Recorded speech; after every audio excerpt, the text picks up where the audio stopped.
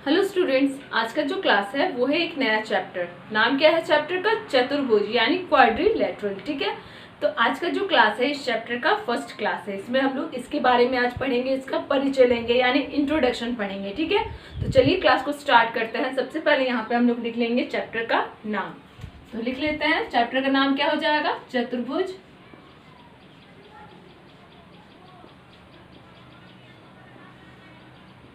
ठीक है, इंग्लिश में क्या हो जाएगा?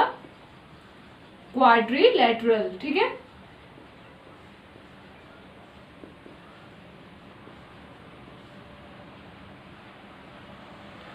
आज इस चैप्टर का पहला क्लास है, यानी आज इस चैप्टर का है इंट्रोडक्शन क्लास। ठीक है, हम लोग चतुर्भुज के बारे में पढ़ेंगे आज। तो आज है इसका पार्ट 1।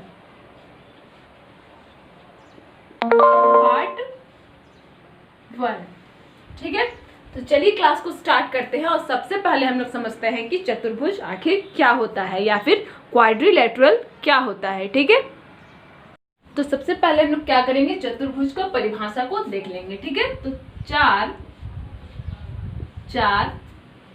रेखाखंडों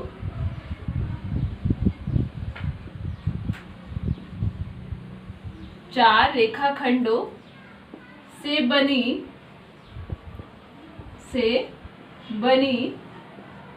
एक बंद आकृति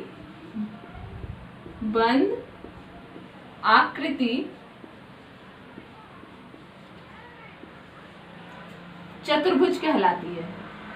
चतुर्भुज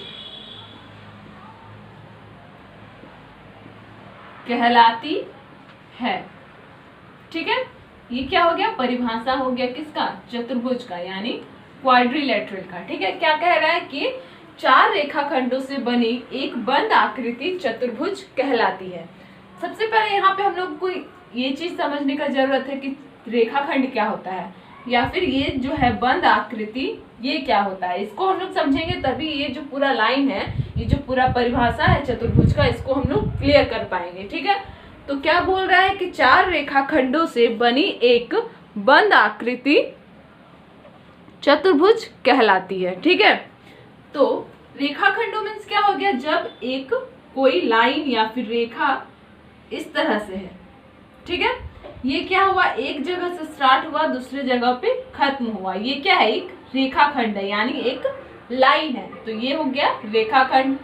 अब यहाँ पे बोल रहा है बंद आकृति। जैसे कि यहाँ पे हम लोग यहाँ से एक लाइन खींच के यहाँ तक लेके गए, यहाँ पे स्टार्ट हुआ, यहाँ पे उसका समाप्त हुआ। तो ये क्या एक बंद आकृति है? ये एक बंद आकृति नहीं है। क्यों नहीं है? क्योंकि ये क्या है? ये खुला आकृति है। एक यहाँ से पॉइंट स्टार्ट हुआ है एक रेखा और यहाँ पे जाके खत्म हुआ है। ये क्या है? एक खुला आकृति है। अब बंद आकृति क्या होता है? जैसे कि ये यहाँ से स्टार्ट हुआ एक कोई रेखा, यहाँ से जाके खत्म होके इस तरह से, यानी कि जहां से स्टार्ट हुआ वहीं पे आके खत्म हुआ, वो कहलाता है बंद आकृति। ठीक है, तो समझ में आ गया कि रेखाखंड क्या होता है और बंद आकृति क्या होता है। ठीक है, अब यहाँ पे क्वेश्चन जो परिभाषा है वो क्या कह रहा है कि 4 रेखाखंडों से बनी एक बंद आकृति चतुर्भुज कहलाती है। जैसे कि ये क्या हो गया? ये क्या है? 4 रेखाखंडों से बना हुआ एक क्या है? एक बंद आकृति है। बंद आकृति क्यों है? क्योंकि यहाँ से स्टार्ट हुआ था और फिर यहीं पे आके ये खत्म हुआ। ये क्या हो गया? एक बंद आकृति है, यानी ये क्या हो जाएगा? एक चतुर्भुज है। ठीक है, अब चतुर्भुज के अंदर कुछ इसका पार्ट्स है, यानी कुछ इसका टाइप्स है या फिर प्रकार है। उस प्रकार को हम लोग समझ लेते हैं। सबसे पहले तो हम लोग चतुर्भुज को समझ गए, अब चतुर्भुज के कुछ पार्ट्स को जान लेंगे। उससे पहले हम लोग चतुर्भुज का कुछ गुण है, ठीक है, यानी प्रॉपर्टीज है, उसको पढ़ लेते हैं। उसके बाद हम लोग इसके प्रकार की तरफ जाएंगे। तो यहाँ पर सबसे पहले हम लोग यहाँ पे क्या किए? चतुर्भुज बना लिए हैं। अब यहाँ पे हम लोग यहाँ पे लिख लेते हैं हेडिंग, चतुर्भुज के गुण। चतुर्भुज के गुण, ठीक है, यानी क्या क्या प्रॉपर्टीज होता है। यहाँ पे इंग्लिश में हो जाएगा प्रॉपर्टीज ऑफ क्वाड्रिलेटरल। ठीक है,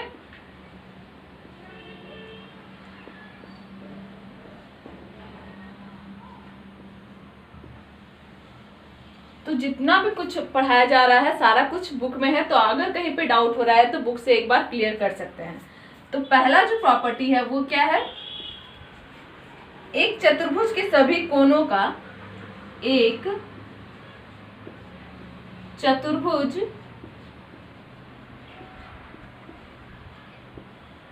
के सभी कोनों का योग, कोनों का योग 360 डिग्री होता है, 360 डिग्री होता है। ठीक है, क्या है पहला पॉइंट, एक चतुर्भुज के सभी कोनों का योग 360 डिग्री होता है। सेकंड क्या है, सबसे पहले हम लोग पॉइंट्स को लिख लेते हैं, उसके बाद हम लोग इसको डीलिंग करके पढ़ेंगे कि इस पॉइंट का मतलब क्या होता है या फिर उसका डेफिनेशन क्या होता है। तो सेकंड नंबर क्या है कि चतुर्भुज की चार भुजाओं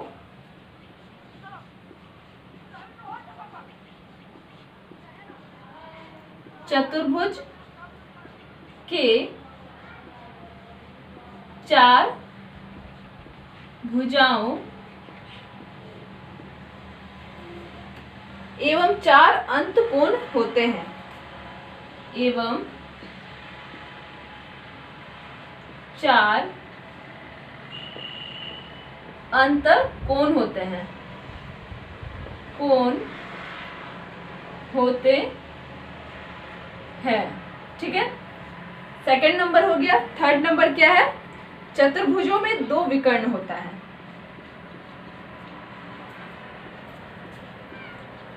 चतुर्भुजों में दो विकर्ण होता है, विकर्ण होता है। ठीक है, तो ये हो गया हम लोग का तीन प्रॉपर्टीज, यानी चतुर्भुज का हम लोग तीन गुण को पढ़ लिए। आप लोग इसको कॉपी में नोट कर सकते हैं। ठीक है, ताकि कभी भी जरूरत पड़े तो एक बार कॉपी को पलट कर देख लेंगे तो सारा कुछ क्लियर हो जाएगा। तो यहाँ पे सबसे पहला पॉइंट क्या है कि एक चतुर्भुज के सभी कोनों का योग 360 डिग्री होता है। तो अब हम लोग पॉइंट को क्लियर करते हैं। ठीक है, पहला पॉइंट क्या है कि एक चतुर्भुज की सभी कोनों का योग 360 डिग्री होता है। जैसे कि ये हम लोग का चतुर्भुज है, इसका जो ये अंदर में कोण बनता है, ठीक है, ये कोण का योग कितना होगा, ये होगा 360 डिग्री टोटल। ठीक है, इससे ज्यादा भी नहीं, इससे कम भी नहीं। जैसे कि मान लेते हैं ये है 60 डिग्री का, ये है 30 डिग्री का, ठीक है, और ये है 120 डिग्री। तो फाइंड करने के लिए हमसे कहा जाएगा ये एंगल डी। तो हम लोग क्या करेंगे, ये सबको सबसे पहले जोड़ लेंगे। ठीक है, 120 को, 30 को और 60 डिग्री, तो कितना हो जाएगा, इधर 90 हो गया, इधर 120 हो गया, तो जोड़ लेते हैं, 210 हो गया। अब अगर हम लोग को ये एंगल फाइंड करने के लिए बोला जाए तो क्या करेंगे हम लोग, टोटल कितना होता है 360, तो 360 में से हम लोग 210 को घटा देंगे तो आ जाएगा हम लोग का लास्ट वाला एंगल जो हम लोग को फाइंड करना था। तो घटा दे रहे हैं 360 से 210, 0, 6 से 1 जाएगा तो 5, 3 से 1 जाएगा, 3 से 2 जाएगा तो 1, यानी ये जो है वो है 150 डिग्री। ठीक है, कहने का मतलब है चारों कोनों का जो योग होता है वो होता है कितना, 360 डिग्री। ठीक है, ये हो गया पहला। सेकंड क्या है कि चतुर्भुज की चार भुजाओं एवं चार अंतकोण होते हैं। ठीक है, ये तो हम लोग को अभी हम लोग डेफिनेशन जो किए उसमें ही हम लोग को मालूम चल गया कि वो क्या होता है, चार भुजाओं से बनता है और उसके अंदर तरफ कोण होता है। ठीक है, अंत कोण यानी अंदर की साइड होता है कोण, तो ये भी क्लियर हो गया। अब क्या है कि चतुर्भुजों के दो विकर्ण होते हैं, विकर्ण यानी क्या हो जाएगा, डायगोनल। ठीक है, विकर्ण जैसे कि यहाँ पे हम लोग एक और ड्रॉ कर लेते हैं इस तरह से। ठीक है, विकर्ण यानी एक यहाँ से लाइन हो सकता है, एक यहाँ से लाइन हो सकता है। तो यही तीसरा प्रॉपर्टीज यही है कि विकर्ण का चतुर्भुज का दो विकर्ण होता है। ठीक है, ये समझ में आ गया, यानी चतुर्भुज का गुण को हम लोग समझ लिए। अब हम लोग आएंगे चतुर्भुज के प्रकार, कितने तरह के होते हैं चतुर्भुज, उसको हम लोग अब पढ़ लेते हैं अपना नेक्स्ट टॉपिक में। ऐसे तो चतुर्भुज कई तरह के होते हैं, ठीक है। चतुर्भुज यानी क्या कि 4 रेखाओं से बनी एक बंद आकृति। अब बंद आकृति तो कैसे भी बन सकता है, इस तरह से भी बन सकता है, 4 रेखा से बना है ये, या फिर इस तरह भी बन सकता है, इस तरह भी बन सकता है। मतलब कोई भी एक आकृति जो 4 लाइन से बना हो, ठीक है, और जहां से स्टार्ट हुआ है वहीं से खत्म हुआ है, तो उसी को चतुर्भुज कहते हैं। तो चतुर्भुज कई तरह के हो सकते हैं, लेकिन हम लोग कुछ इम्पोर्टेंट्स को पढ़ेंगे, ठीक है। जैसे कि पहला जो है वो क्या है, इसको हम लोग मिटा लेते हैं। तो पहला है हमारा समांतर चतुर्भुज।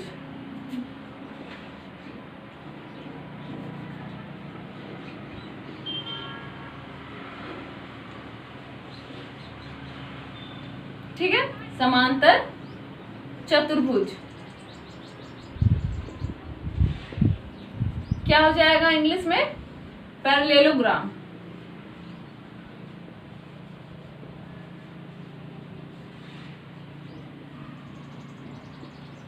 ठीक है, यहाँ पे ए हो जाएगा, ठीक है। तो क्या है समांतर चतुर्भुज का परिभाषा, सबसे पहले हम लोग लिख लेंगे, ठीक है। तो कह रहा है कि ऐसी चतुर्भुज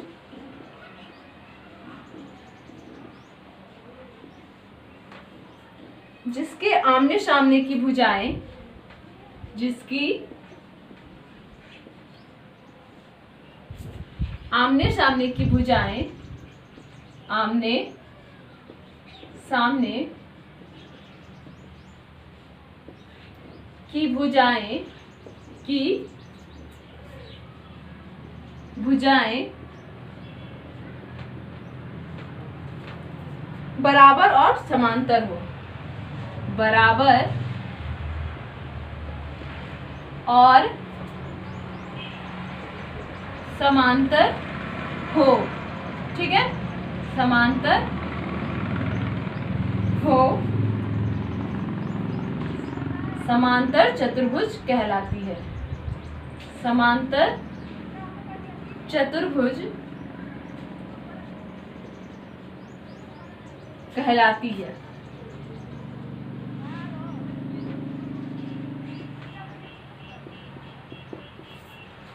क्या है हम लोग का परिभाषा कि ऐसी चतुर्भुज जिसके आमने सामने की भुजाएं बराबर तथा समांतर होती है, समांतर चतुर्भुज कहलाती है, ठीक है। अब इसका जो हम लोग का ड्राइंग है, यानी इसका जो डायग्राम है वो किस तरह से बनेगा, इस तरह से बनेगा, ठीक है। यानी ये क्या हो गया, ये है समांतर चतुर्भुज।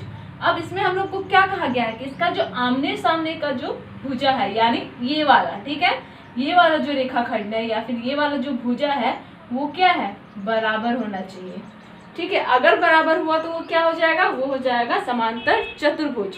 तो ऐसी चतुर्भुज, या ये क्या है, चतुर्भुज हो गया, इसके जो आमने सामने का जो भुजा होता है, यानी ये वाला, ये क्या होगा, एक दूसरे से मिलता होगा, ठीक है। यानी अगर ये 5 सेंटीमीटर है तो ये भी 5 सेंटीमीटर होना चाहिए, ठीक है। अब ये क्या हो गया, हम लोग समांतर चतुर्भुज का परिभाषा को पढ़ लिए।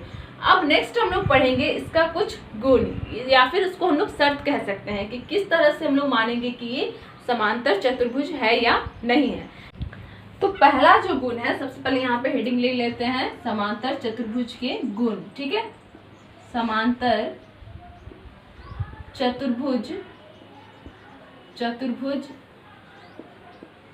के गुण, ठीक है। इसका जो हम लोग परिभाषा पढ़ रहे हैं, ठीक है, परिभाषा में हम लोग को सब क्लियर हो जा रहा है कि क्या क्या होना चाहिए समांतर चतुर्भुज में। लेकिन फिर भी हम लोग समांतर चतुर्भुज या फिर किसी भी का हम लोग गुण इसलिए पढ़ रहे हैं ताकि जब हम लोग किसी एक अच्छे से पॉइंट में उसको नोट करके रखेंगे तो वो चीज़ हम लोग को ज़्यादा क्लियर होगा, ठीक है। इसलिए हम लोग नोट बना के उसका गुण को लिख रहे हैं। तो सारा कुछ को कॉपी में नोट करते जाना है। तो पहला जो हम लोग का गुण है वो क्या है कि सम्मुख भुजाएं बराबर होती है, ठीक है। सम्मुख भुजाएं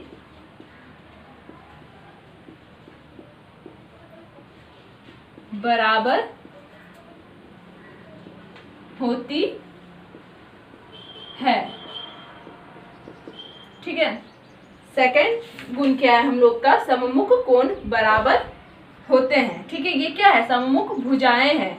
अब हम लोग का नेक्स्ट पॉइंट है सम्मुख कोण।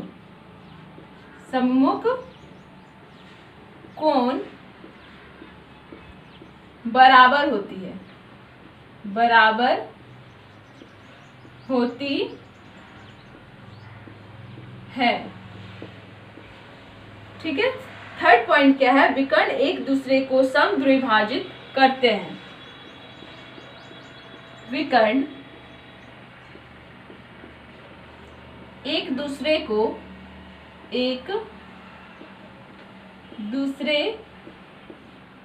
को समद्विभाजित करती है।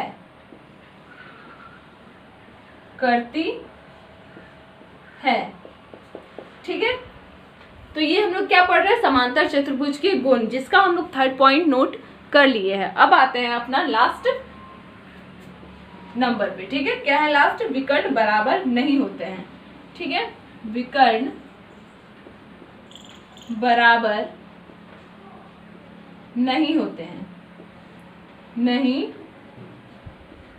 होते हैं।